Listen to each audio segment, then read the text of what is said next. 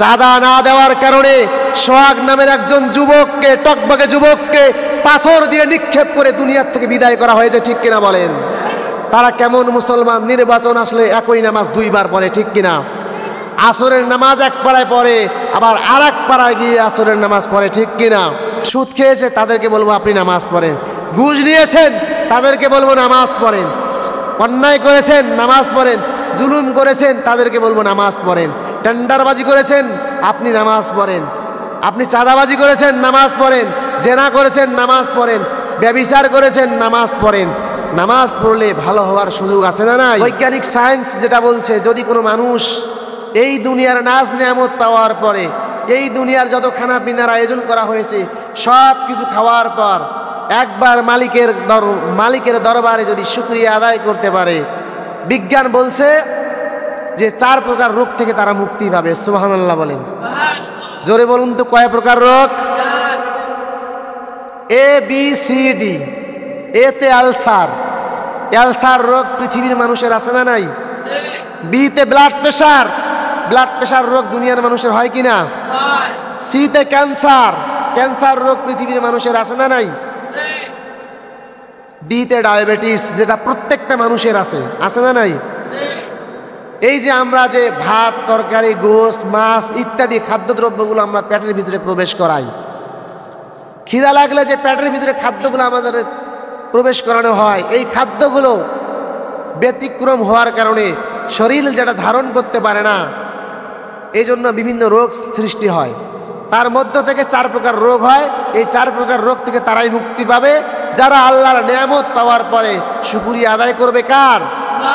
এজন্য আমরা সবাই শুকরিয়া আদায় করতে রাজি আছি। সবাই বলুন তো আলহামদুলিল্লাহ। লক্ষ কোটি দরুদ ও সালাম বর্ষিত হোক সেই মহান মানবতার মুক্তির দিশারি সাইয়্যিদুল মুরসালিন রাহমাতাল লিল আলামিন খাতামান নবিয়্যিন, যে নবী অন্ধকারের যুগে আগমন করে অসভ্য মানুষগুলোকে সভ্য বানিয়েছেন, অভদ্র মানুষগুলোকে ভদ্র বানিয়েছেন। শুধু তাই নয়, কোরআনে কারিম নামের সংবিধান দিয়ে কোরআনের রাজ কায়েম করে মদিনার পাক ভূমিতে শুয়ে আছেন। রাসূলকে কলিজা ভরা মোহাব্বত দিয়ে পড়ছি দরুদ ও সালাম। সকলেই পড়ুন সাল্লাল্লাহু আলাইহি ওয়াসাল্লাম। আলহামদুলিল্লাহ। আমি আজকে পবিত্র কোরআনে কারিমের মধ্য থেকে সূরাতুল ফুরকানের 28 নম্বর আয়াতে কারিমা তেলাওয়াত করেছি। তেলাওয়াতকৃত আয়াতের আলোচনা শুনবো ইনশাআল্লাহ। এই দুনিয়ার মালিক কে? আসমানের মালিক কে? জমিনের মালিক কে? আপনাদের মালিক কে? সব কিছুর মালিক যদি আল্লাহ হয়, সে আল্লাহর নামের তাকবীর দিতে কোনো ভয় আছে? রিজিক যে আল্লাহ তাআলা আমাদেরকে দিয়েছেন, যে যেখানেই থাকুক না কেন, আপনি সৈয়দপুরে থাকেন অথবা কিশোরগঞ্জে থাকেন, আপনি সিলেটে থাকেন অথবা টেকনাফ বা তেঁতুলিয়া, যে কোনো জায়গায় থাকেন না কেন, আপনার যে রিজিক আল্লাহ তাআলা নির্ধারণ করে দিয়েছেন, সেই রিজিক আপনার কাছে চলে আসবে, ঠিক কিনা? এটা কি আপনাদের বিশ্বাস হয়? জুতা পিটা করে হলেও রিজিক আপনার কাছে চলে আসবে। আপনি যদি রিজিক খাইতে না চান, রিজিক নিতে না চান, না খেয়ে থাকতে চান, কিন্তু আল্লাহ যদি আপনার কপালে, আপনার নসিবে বরাদ্দ করে থাকে, এই রিজিক থেকে পিছপা হওয়ার কোনো সুযোগ নাই। এজন্য হারামের পিছনে দৌড়ানো যাবে? সুদের পিছনে দৌড়ানো যাবে? ঘুষের জন্য দৌড়ানো যাবে? অন্যায় করা যাবে?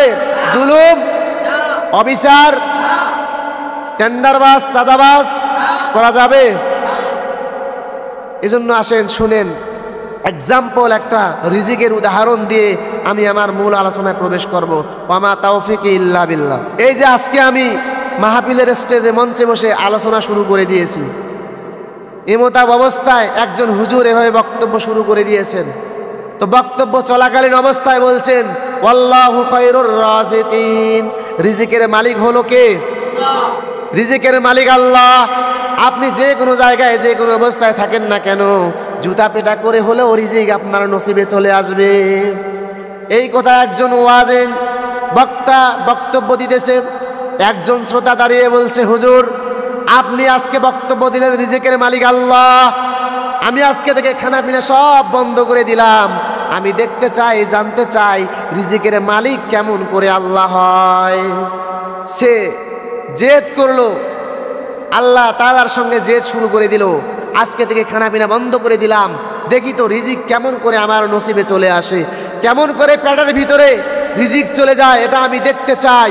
আমি যদি হাত দিয়ে তুলে মুখে না দেই আর যদি মুখ দিয়ে পেটের ভিতরে প্রবেশ করার চেষ্টা না করি, তাহলে মনে হয় আমার পেটের ভিতরে রিজিক যাবে না।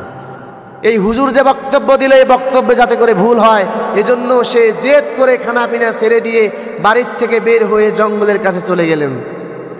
জনম দুঃখিনী মা বলছে, ছেলে আমার সারাদিন খায় নাই, ছেলের জন্য উত্তম খাবারের ব্যবস্থা করা লাগবে। না জানি আজকে নর্মাল খাবার কারণে এজন্য আমার ছেলে খানা গ্রহণ করে নাই। মা তো দরদি মন, ছেলের জন্য বিরিয়ানি গরুর গোশত রান্না করে ছেলের কাছে এসে বলছে, বাবা তোমার জন্য গরুর গোশত আর বিরিয়ানি রান্না করে নিয়ে এসেছি, এবার তুমি খানা খাও। ছেলে বলছে, মা তোমার খানা তুমি নিয়ে যাও, আমি খেতে পারবো না, আমি খাবো না, কারণ আমি জানি আল্লাহ আমাকে খাওয়াইতে পারবে না, এটা আমার বিশ্বাস আছে। আমি দেখতে চাই আল্লাহ কেমন করে জুতা পিটা করে হলেও আমাকে খাওয়ায়। এই চিন্তা করে খাবার খাবে না, গাছের উপরে চড়েছে, গাছের উপরে উঠে গাছের ডালে বসে চিন্তা করছে, আজকে থেকে আর খানা খাবো না, আমি দেখতে চাই আমার আল্লাহ আমাকে কবে খাওয়ায়। নিচের দিকে মা বলছে, বাবা তুমি খানা খাও, যখন তোমার পেটে খিদে লাগবে খানা নিচে রেখে গেলাম বিরিয়ানি আর গরুর গোশত, তোমার মন যখন চাইবে তখন তুমি গাছ থেকে নেমে খাবার খেয়ে তুমি বিশ্রাম নিও। এই কথা বলে মা চলে গেল। কিছুক্ষণ পরে তিনজন চোর চলে আসলো। তিনজন চোর এসে সেখানে টাকা পয়সা স্বর্ণ মুদ্রা ভাগাভাগি শুরু করে দিলেন। হঠাৎ করে বিরিয়ানির ঘ্রাণ চলে আসলেন, সুবহানাল্লাহ বলেন। বিরিয়ানির ঘ্রাণ দেখে একজন যুবক বলছে, হে লিডার, বিরিয়ানির ঘ্রাণ আসতেছে, বিরিয়ানি খেতে হবে, খুঁজে দেখো কোথায় বিরিয়ানি আছে। লিডার বলছে, খবরদার ওই বিরিয়ানির মধ্যে হাত দিও না।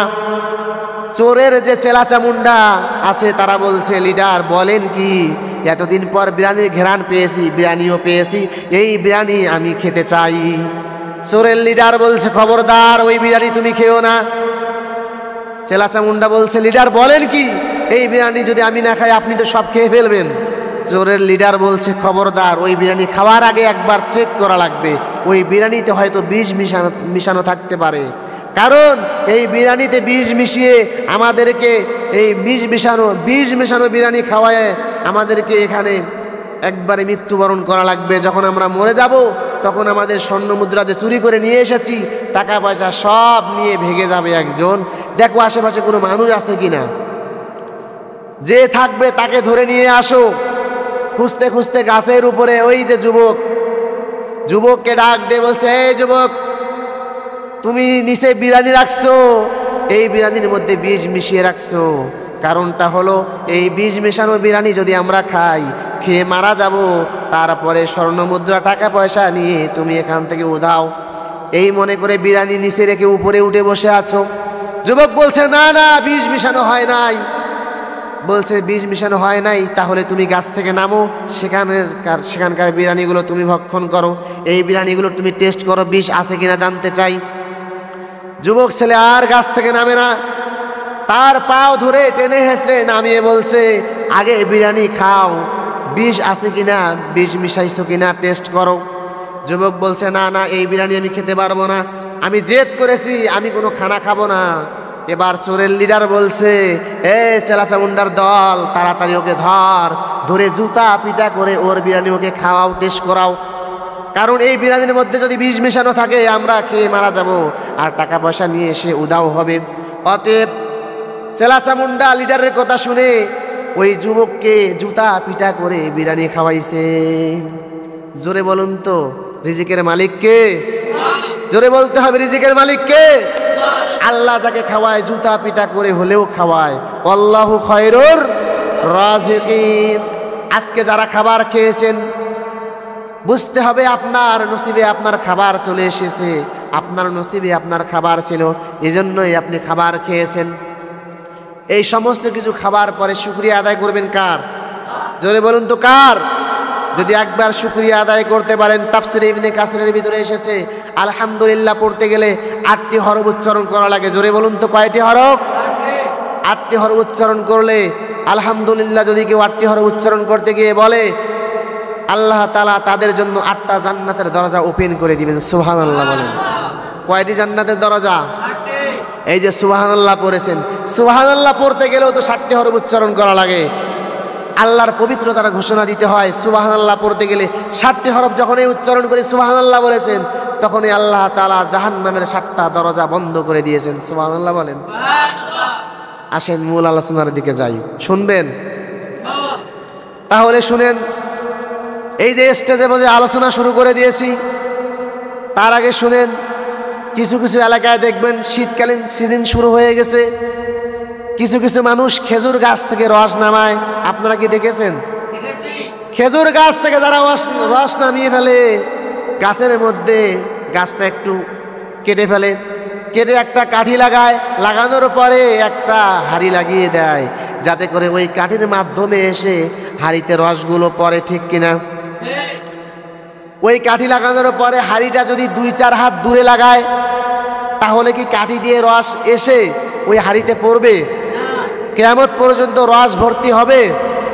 হাঁড়ি ভর্তি হবে? হবে না। অতএব হাঁড়িতে যদি রস ফেলাইতে হয়, তাহলে নিশ্চিত কাঠির সাথে হাঁড়ির সংযোগ থাকা লাগবে। যদি না থাকে, তাহলে রস যেরকম হাঁড়িতে পড়বে না। কিয়ামত পর্যন্ত রস যেরকম হাঁড়িতে পড়ে না, ঠিক তেমনিভাবে আজকে যারা দূরে বসে আছেন, দূর থেকে শুনছেন, তাদেরকে বলছি, তারা মাহফিলের কাছাকাছি চলে আসেন। কারণ এই যে স্টেজ, এটা হলো খেজুর গাছ। এই যারা ওয়াজ করে বক্তা, এই যে আমি ওয়াজ করতেছি, আমি হলাম ওই কাঠির মতো। আমার মাধ্যমে রস যাবে, আর আপনার হলেন হাঁড়ি, হাঁড়ির মধ্যে সেই রস পড়বে। আপনারা যদি দূরে থাকেন, রস আপনাদের গায়ে পড়বে না, রস আপনাদের কাছে যাবে না। অতএব যতক্ষণ পর্যন্ত আমি বক্তব্য দেব, আলোচনা করব, ততক্ষণ পর্যন্ত যদি আপনারা দূর থেকে শুনেন, মনোযোগ না দেন, ততক্ষণ পর্যন্ত কোনো ফায়দা হবে না। হাঁড়িতে যেরকম রস পড়বে না, ঠিক তেমনিভাবে আপনাদের অন্তরেও কোরআনের কথাগুলো আঘাত করবে না। আল্লাহ তাআলা বলেন, وَإِذَا قُرِئَ الْقُرْآنُ فَاسْتَمِعُوا لَهُ وَأَنصِتُوا لَعَلَّكُمْ تُرْحَمُونَ। যখন কোরআনের আলোচনা শুরু হয়, কোরআনের বক্তব্য শুরু হয়, কোরআনের আইন যখন চালু হয়, কোরআনের বিধান যখন শুরু হয়, তখন ডানে বামে সামনে পিছনে মনোযোগ দেওয়া যাবে না। ফাস্তামিউ লাহু, মনোযোগ দিতে হবে কোরআনের বক্তব্যের দিকে। ঠিক কিনা বলেন? ও আনসিতু, এবং চুপ থাকা লাগবে। যদি কোনো আল্লাহর বান্দা এই ফরজ বিধানটা মেনে নিতে পারে, কোরআনের আইন যখন শুরু হয়, কোরআনের বক্তব্য যখন চালু হয়, ফাস্তামিউ লাহু ওয়া আনসিতু, ওই বক্তব্যগুলো যদি মনোযোগ দিয়ে শ্রবণ করতে পারে আর চুপ থাকতে পারে, আল্লাহ তাআলা বলেন লাআল্লাকুম তুরহামুন, যতদিন ওই বান্দাটা দুনিয়াতে বসবাস করবে, যতদিন ওই বান্দাটা দুনিয়াতে থাকবে, আল্লাহ তাআলা ততদিন তাদের উপরে খাস রহমত নাজিল করবে। জোরে বলুন সুবহানাল্লাহ। এজন্য বলছি, যখন কোরআনের বক্তব্য হবে, তখন কোনো আলোচনা করা, কথা বলা, এদিক সেদিক তাকানো যাবে? ফরজ বিধান যখন নামাজ শুরু হয়, আল্লাহু আকবারের তাকবীর যখন এই শুরু হয়ে যায়, তখন এই দুনিয়ার সমস্ত মুমিন ইমানদার যারা আল্লাহু আকবার বলে। ঠিক কিনা? কারণ নামাজের মধ্যে দাঁড়িয়ে যদি ডানে দেখেন, বামে দেখেন, পিছনে দেখেন, এদিক সেদিক তাকান, যদি কথা বলেন, নামাজটা কি হবে? এটা যেরকম বাস্তব ফরজ বিধান চালু হলে নামাজ যেরকম হয় না, ঠিক তেমনি ভাবে কোরআনের বক্তব্য যখন শুরু হয়, কোরআনের আইন যখন চালু হয়, তখন কোনো কথাবার্তা বলা যাবে না, এদিক সেদিক তাকানো যাবে না। মনোযোগ দিতে হবে কোরআনের বক্তব্যের দিকে, আর চুপ থাকা লাগবে। যদি রহমতের আশা করেন, তাহলে মনোযোগ দিতে হবে আর চুপ থাকা লাগবে। ঠিক কিনা? আসেন মূল আলোচনার দিকে। আল্লাহ তাআলা বলেন, ইয়া ওয়াইলাতানা লাইতানি লাম আত্তাখিয ফুলানান খলিলা। সূরাতুল ফুরকানের 28 নম্বর আয়াত। এই আয়াতের আলোচনা শুনতে গেলে, এই আয়াতের আলোচনা বুঝতে গেলে, আল্লাহ তাআলা কেন আয়াতটা নাজিল করলেন, কিসের জন্য নাজিল করেছেন, কখন নাজিল করলেন, কি কারণে, কি উদ্দেশ্যে আয়াতে কারিমা নাজিল করলেন, এই বক্তব্যটা শুনতে গেলে, জানতে গেলে, আয়াতের সারাংশ যদি জানতে হয়, আয়াতের মূল বিষয় যদি আমাদেরকে বুঝতে হয়, তাহলে এই আয়াতটা যখন নাজিল হয়েছে, নাজিলের প্রেক্ষাপট জানা লাগবে, নাজিলের কারণটা কি জানা লাগবে। যদি জানতে পারি তাহলে মূল আলোচনার আলোচ্য বিষয়টা আয়নার মতো ক্লিয়ার আমাদের সামনে চলে আসবে। এজন্য আয়াতের শানে নজুল থেকে বলছি, আয়াতে কারিমার মূল বক্তব্য হলো, এই আয়াতটা যখন নাজিল হয় তার কারণ বলছি, দুনিয়ার মানুষ শুনে নেন। মক্কায় একজন কাফের ছিল, উকবা ইবনে আবি মুইত।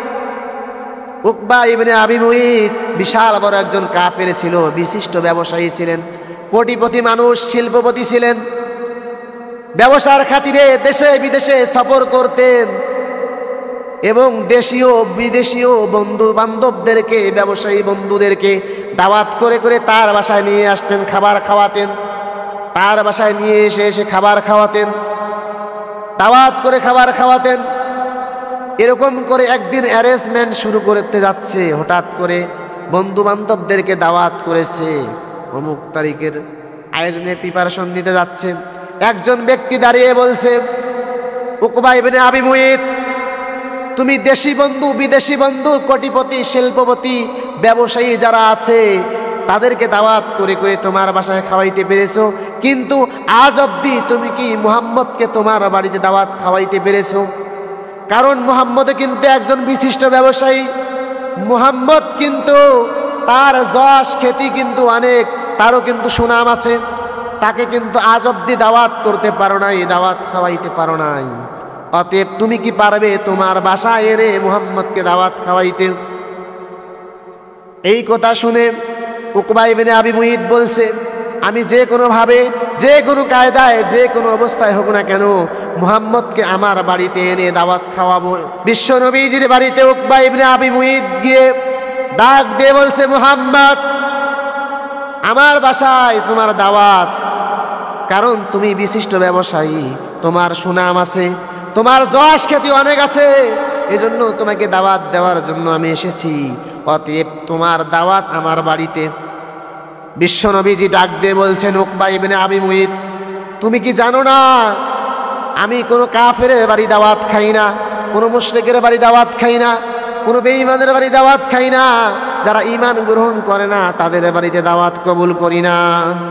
কারণ যাদের ঈমান নাই তারা ব্যবসায় ভেজাল মিশায়, যাদের ঈমান নাই তারা চাঁদাবাজি করে, টেন্ডারবাজি করে, বাটপাড়ি করে, সুদ নেয়, ঘুষ নেয়, অন্যায় করে, অবিচার করে, জুলুম করে, নির্যাতন করে, মানুষের উপরে টেন্ডারবাজি করে, মানুষকে ধমকায়া চমকায়া চক্ষু লাল করে মানুষের সম্পদ ছিনিয়ে নেয়। অতএব যারা ঈমান গ্রহণ করে নাই তাদের বাড়িতে আমি দাওয়াত কবুল করি না। উকবা ইবনে আবি মুইত বলছে, হে মুহাম্মদ, আমি কোন কাজ করলে, কোন দাবি পূরণ করলে তুমি আমার বাড়িতে দাওয়াত গ্রহণ করবে জানতে চাই।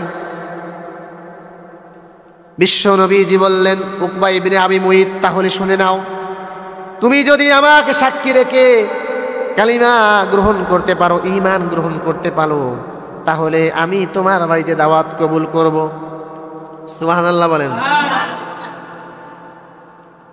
দুনিয়ার মানুষ শুনে নেন, বিশ্ব নবীজি কিন্তু বলে দিল, তুমি যদি কালিমা গ্রহণ করতে পারো, ঈমান আনতে পারো, কালিমার ঘোষণা দিতে পারো, তাহলে আমি তোমার বাড়িতে দাওয়াত কবুল করব, কারণ তখন তুমি ঈমানদার হয়ে যাবে।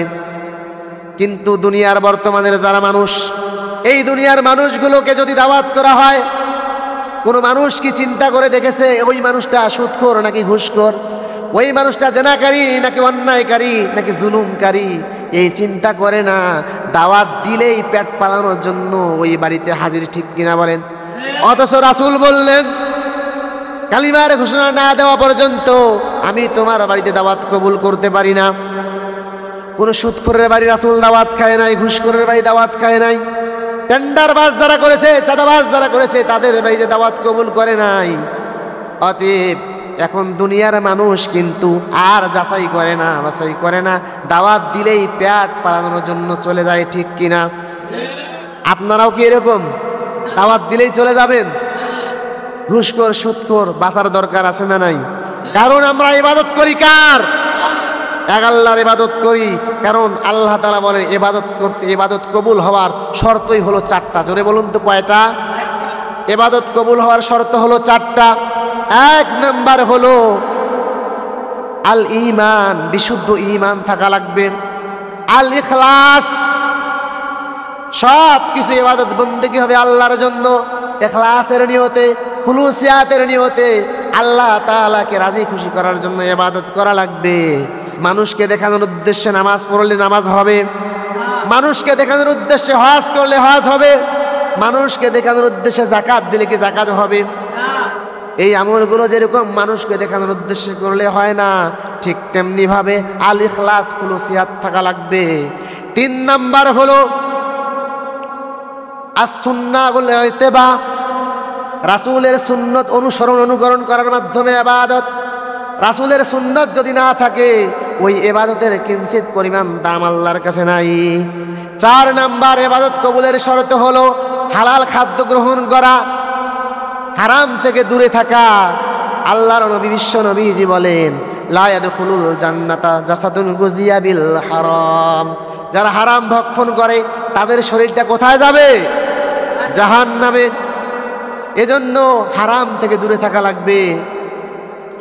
এজন্য এই বিশ্ব নবীজি এই দিকগুলোর দিকে তাকিয়ে বললেন, উকবা ইবনে আবি মুইত, তুমি যদি কালিমার ঘোষণা দিতে পারো আমি তোমার বাড়িতে দাওয়াত কবুল করতে পারি।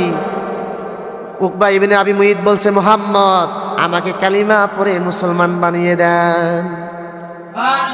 উকবা ইবনে আবি মুইত বিশ্ব নবীজির হাতে হাত রেখে কালিমার সাক্ষ্য দিলেন, লা ইলাহা ইল্লাল্লাহু মুহাম্মাদুর রাসূলুল্লাহ সাল্লাল্লাহু আলাইহি ওয়াসাল্লাম।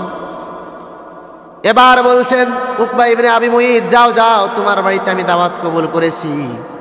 উকবা ইবনে আবি মুইত বলছে, মুহাম্মদ অমুক তারিখে আমার বাড়িতে তোমার দাওয়াত চলে আসিও। বলছে ঠিক আছে।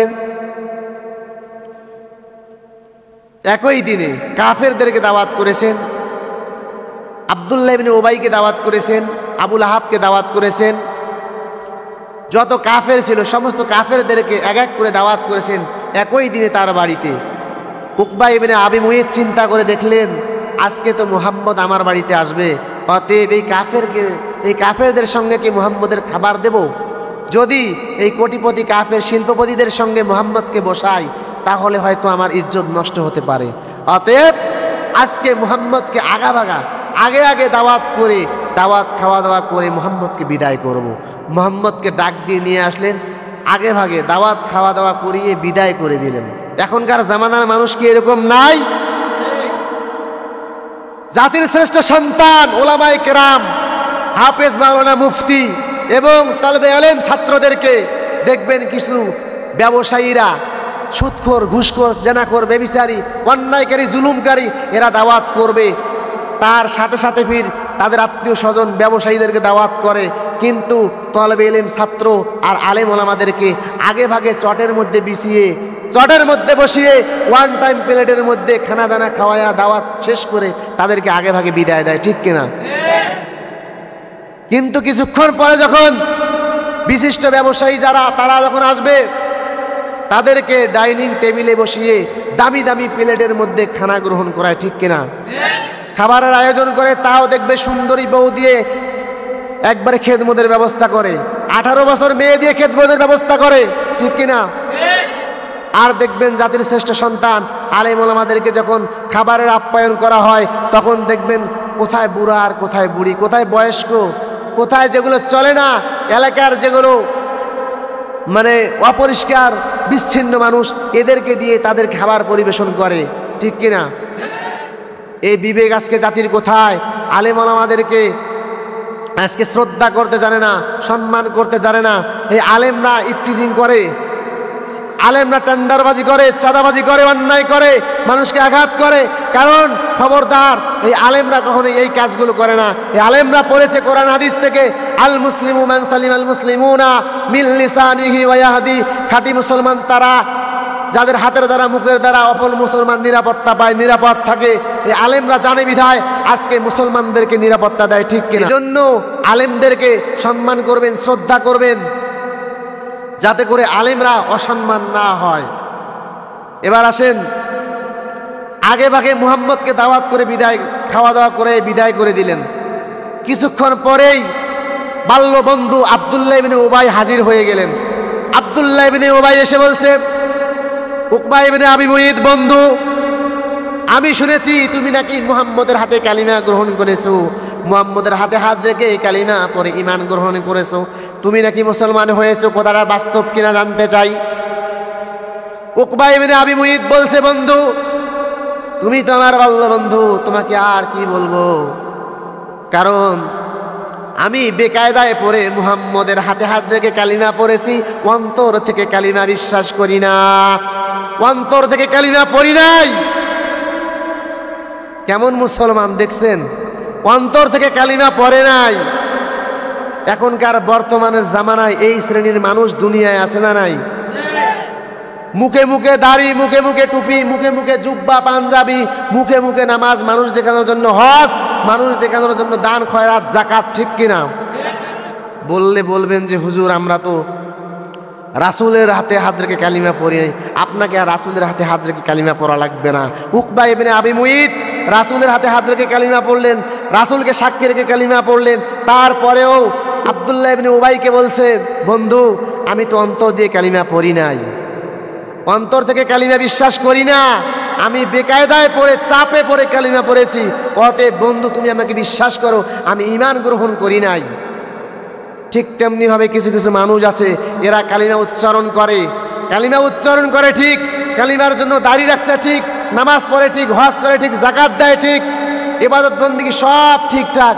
যখন এই বলা হয় এই জমিন যার আইন চলবে, তার কোরআন দিয়ে দেশ পরিচালিত হোক, কোরআনের শাসন দেশের মধ্যে চালু হোক, তখনই তাদের মুখ বন্ধ হয়ে যায়, আর আওয়াজ বের হয় না। কারণ তারা চায় না যে কোরআনের শাসন দ্বারা দেশ পরিচালিত হোক, কোরআন দিয়ে দেশ পরিচালিত হোক, কোরআন দিয়ে রাষ্ট্র পরিচালিত হোক, তারা চায় না। যদি দেশটা কোরআন দিয়ে পরিচালিত হয়, তাদের টেন্ডারবাজি চলে যাবে, বাটপারি চলে যাবে, চাঁদাবাজি চলে যাবে, অন্যায় করা চলে যাবে, সুদের টাকা নেওয়া চলে যাবে, ঘুষের টাকা নেওয়া চলে যাবে, মানুষকে ঠগামি বাটপারির ব্যবসা বন্ধ হয়ে যাবে, 2 নাম্বার ব্যবসা বন্ধ হয়ে যাবে। এই জন্য তারা আর জবাব দেয় না, কারণ তারা যে ওই যে নামাজি, এই জন্য তারা চুপচাপ হাওপ হয়ে বসে থাকে, ঠিক কিনা? আমি বলতে চাই, তাদের মুখে দাড়ি থাকতে পারে, নামাজি থাকতে পারে, মাথায় টুপি থাকতে পারে, জুব্বা থাকতে পারে, সব ঠিক থাকতে পারে, হজ করতে পারে, হাজিও হতে পারে, যাকাতও সময় মতো দিতে পারে, কিন্তু আল্লাহর আইন যারা চায় না, বুঝতে হবে তারা আব্দুল্লাহ ইবনে উবাইয়ের চাচতো ভাই, উকবা ইবনে আবি মুঈতের খেলাতো ভাই, আসলে তাদের অন্তরে মূল ঈমান নাই, ঠিক কিনা? তাদের অন্তরে ঈমান নাই। যদি ঈমান থাকতো তাহলে তারা কালিমা পড়তো, কিন্তু কালিমার যে উচ্চারণ, কালিমার যে দাবি, কালিমার দাবি পূরণের জন্য দিন কায়েমের আন্দোলন করা লাগতো, ঠিক কিনা? জমিন যার আইন চলবে তার এই কথা যখনই তারা বলবে, তখনই তারা পরিপূর্ণ ঈমানদার হতে পারবে, ঠিক কিনা বলেন? এবার উকবা ইবনে আবি মুঈত বলছে, বন্ধু আমি কোন কাজ করলে তুমি আমার কথা বিশ্বাস করবে, আমি কোন দাবি পূরণ করলে তুমি আমার কথা বিশ্বাস করবে, জানতে চাই। আব্দুল্লাহ ইবনে উবাই বলছে, তুমি তো আমার বাল্য বন্ধু, তুমি যতক্ষণে প্র্যাকটিক্যালে আমাকে বুঝিয়ে দিবে না ততক্ষণ পর্যন্ত আমি বিশ্বাস করি না। আব্দুল্লাহ ইবনে উবাই উকবা ইবনে আবি মুঈতকে ডাক দিয়ে বলছে, বন্ধু তুমি যদি আমার সাথে আজকে মুহাম্মদের বাড়িতে যাইতে পারো এবং আমি যেই কাজটা করতে বলবো ওই কাজটা যদি তুমি করতে পারো, তাহলে আমি বিশ্বাস করব তুমি ঈমান ছেড়ে দিয়েছো, ঈমান কবুল করো নাই, মুখে মুখে কালিমা পড়েছো, অন্তরে বিশ্বাস করো নাই। এবার উকবা ইবনে আবি মুঈত বলছে, বন্ধু আমি তোমার কথায় রাজি, চলো চলো মুহাম্মদের বাড়ি যাই। এবার আব্দুল্লাহ ইবনে উবাই উকবা ইবনে আবি মুঈতকে নিয়ে মুহাম্মদের বাড়িতে হাজির। গিয়ে দেখলেন মুহাম্মদ সাল্লাল্লাহু আলাইহি ওয়াসাল্লাম উঠানের মধ্যে বসে আছেন। আব্দুল্লাহ ইবনে উবাই বলছে, বন্ধু তুমি যদি কালিমা অস্বীকার করো, কালিমা অন্তরে বিশ্বাস না করো, তাহলে তুমি এখান থেকে থুতু নিক্ষেপ করো মুহাম্মদের গায়ে, নাউজুবিল্লাহ বলেন। বন্ধুর কারণে খারাপ হয়ে গেল উকবা ইবনে আবি মুঈত। যেই নবীজির শরীর মোবারকে মশা মাছি পড়া হারাম, ওই নবীজির শরীর মোবারকে থুতু নিক্ষেপ করার জন্য নির্দেশ দিলেন তার বন্ধু। আব্দুল্লাহ ইবনে উবাই বলছে, বন্ধু আর করো না দেরি, চলে এসেছি মুহাম্মদের বাড়ি, তাড়াতাড়ি মুহাম্মদের গায়ে থুতু নিক্ষেপ করো। উকবা ইবনে আবি মুঈত আব্দুল্লাহ ইবনে উবাইয়ের কথা শুনে বিশ্ব নবীজির গায়ে থুতু নিক্ষেপ করলেন। টেকনিক্যালে বিশ্ব নবীজি সেখান থেকে সরে গেলেন, থুতুটা নবীজির গায়ে পড়ে নাই। আবারও বলছি, টেকনিক্যালে বিশ্ব নবীজি সেখান থেকে সরে দাঁড়ালেন। নবীর গায়ে আব্দুল্লাহ ইবনে উবাইয়ের কথার মতো যে উকবা ইবনে আবি মুঈত থুতু নিক্ষেপ করেছে, সেই থুতু নবীজির গায়ে লাগে নাই। এবার আব্দুল্লাহ ইবনে উবাই বিশ্বাস করে নিল, আমার বাল্যবন্ধু উকবা ইবনে আবি মুঈত ঈমান গ্রহণ করে নাই, কালিমা অন্তর থেকে বিশ্বাস করে নাই। এই সময় আল্লাহ তাআলা ফেরেশতা জিবরাইল আমিনকে ডাক দিয়ে বললেন, হে ফেরেশতা জিবরাইল আমিন, আর করো না দেরি, চলে যাও তাড়াতাড়ি মুহাম্মদের বাড়ি। এই আয়াতটা নিয়ে চলে আসলেন। আল্লাহ তাআলা আয়াত পাঠিয়ে দিলেন, ইয়া ওয়াইলাতানা লাইতানি লাম আত্তাখিয ফুলানান খলিলা। আল্লাহু আকবার বলেন।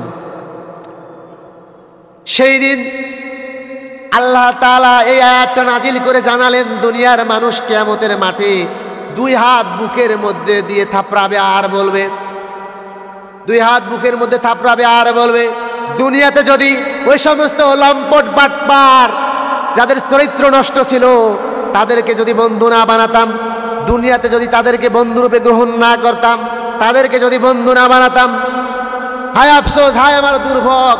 হাতের মধ্যে আঘাত করবে আর মানুষ বলবে, হায় আফসোস, হায় আফসোস, হায় আমার দুর্ভোগ।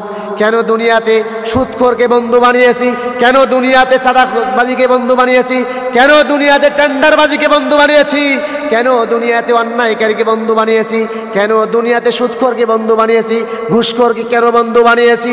হায় আফসোস, হায় আফসোস করবে সেই দিন। দুনিয়াতে যারা অসৎ চরিত্রের মানুষ দ্বারা তাদেরকে যারা বন্ধু বানাবে, কিয়ামতের মাঠে তারা হাত বুকের মধ্যে নিয়ে থাপড়াবে আর বলবে, কেন তাদেরকে বন্ধু রূপে গ্রহণ করেছি, কেন তাদেরকে বন্ধু বানিয়েছি। তারা ব্যবসায় ভেজাল দিত, 2 নম্বর বাটপার চিটারের ব্যবসা যারা করেছে তাদের সঙ্গে কেন বন্ধুত্ব করেছি। এই বন্ধুত্ব করার কারণে হায় আফসোস, হায় আফসোস, বুকের মধ্যে হাত থাপড়াবে আর বলতে থাকবে। এই আয়াতটা নিয়ে আল্লাহ তাআলা এই আয়াতটা নিয়ে বিশ্ব নবীজির কাছে ফেরেশতা নাজিল করে জানায়া দিলেন, কিয়ামতের মাঠে ওই সমস্ত মানুষ হাত দিয়ে নিজের বুকে থাপড়াবে। কি করবে? বলবে, আফসোস, কেন দুনিয়াতে ওই সমস্ত লম্পট বাটপারদেরকে বন্ধু বানিয়েছি, যারা টেন্ডারবাজি করতো, চাঁদাবাজি করতো, অন্যায় করতো, জুলুম করতো।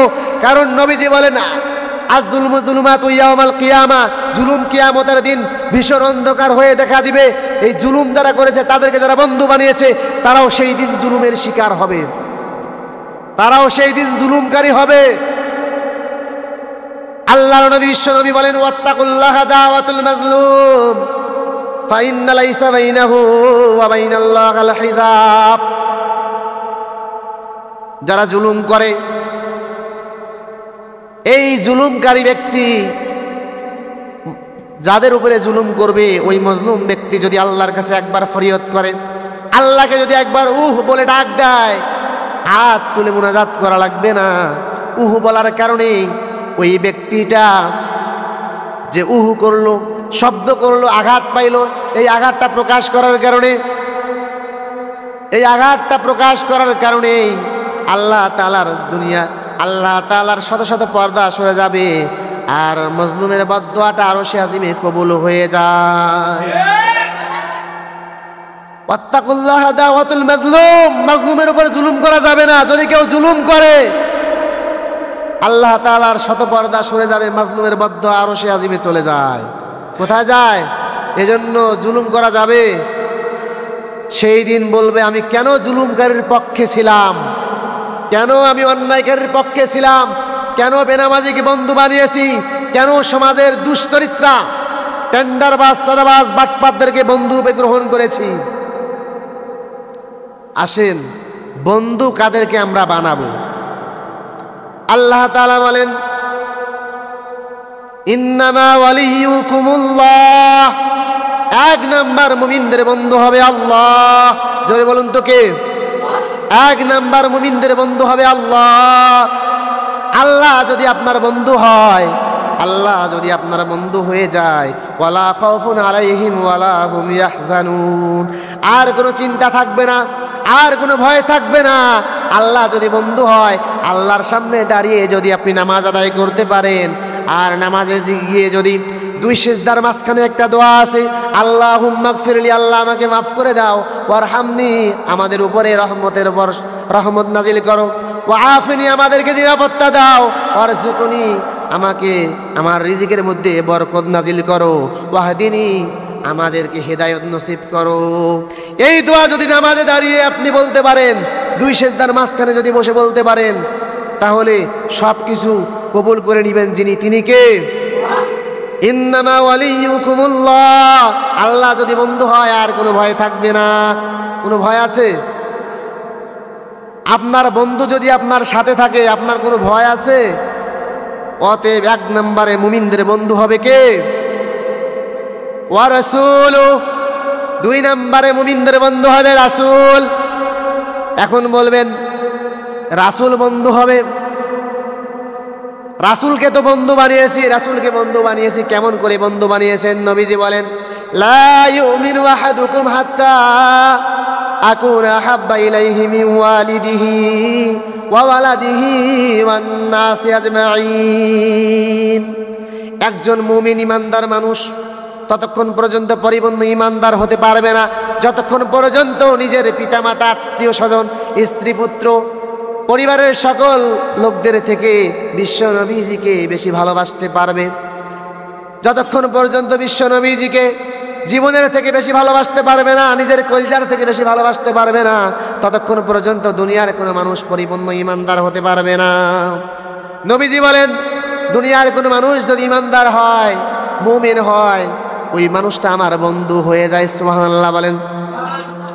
কারণ নবীজি বলেন, মান হাব্বা সুন্নতি ফাকাদ হাব্বানি ওয়া মান হাব্বানি কানা মাই ফিল জান্নাহ। নবীজি বলেন, যে আমাকে ভালোবাসবে, মহব্বত করবে, যে আমাকে বন্ধুরূপে গ্রহণ করবে, জান্নাতে ওই ব্যক্তিটা আমার সঙ্গে থাকবে। এখন বলতে পারেন, হুজুর আমি তো দাঁড়িয়ে রাখছি রাসূলকে বন্ধু ভেবে, রাসূলের সঙ্গে আমার মহব্বত আছে, ভালোবাসা আছে, রাসূলের অনুসরণ করে দাঁড়িয়ে রাখছি, টুপি মাথায় পরেছি, জুব্বা পরি, রাসূলের সুন্নত তরিকায় সুন্নত নামাজগুলো পড়ি। আব্দুল্লাহ ইবনে উবাই, উকবা ইবনে আবি মুইত কিন্তু রাসূলের হাতে হাত রেখে কালিমা পড়েছে, ঠিক কিনা? আব্দুল্লাহ ইবনে উবাই কোরআনের হাফেজ ছিল, 36 বার হজ করে হাজী হয়েছে।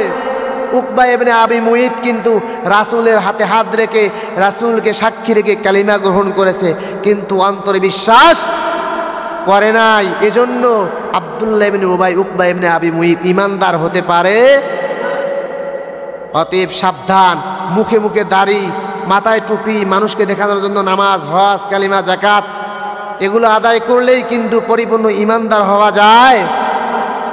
তাহলে শুনেন, 3 নম্বরে মুমিনদের বন্ধু হবে আল্লাযীনা আমানুল্লাযীনা ইউকিমুনাস সালাতা ওয়া ইউতুনাজ যাকাতা ওয়া হুম রাকিউন। 3 নম্বর মুমিনদের বন্ধু হবে মুমিন ওয়া ইউতুনাজ যাকাত, যেই মুমিনরা যাকাত আদায় করে, ওয়া ইউকিমুনাস সালাহ, যেই মুমিনরা সালাত আদায় করে, ওয়া ইউতুনাজ যাকাত, যেই মুমিনরা যাকাত দেয়, ওয়া হুম রাকিউন, যেই মুমিনরা রুকু করে, ওই মুমিনরাই হবে মুমিনদের বন্ধু, ঠিক কিনা? এবার আসেন, আপনারা শুনলেন যে বন্ধু কাদেরকে বানাবো, আর বন্ধু কাদেরকে বানানো যাবে না জানার দরকার আছে না নাই?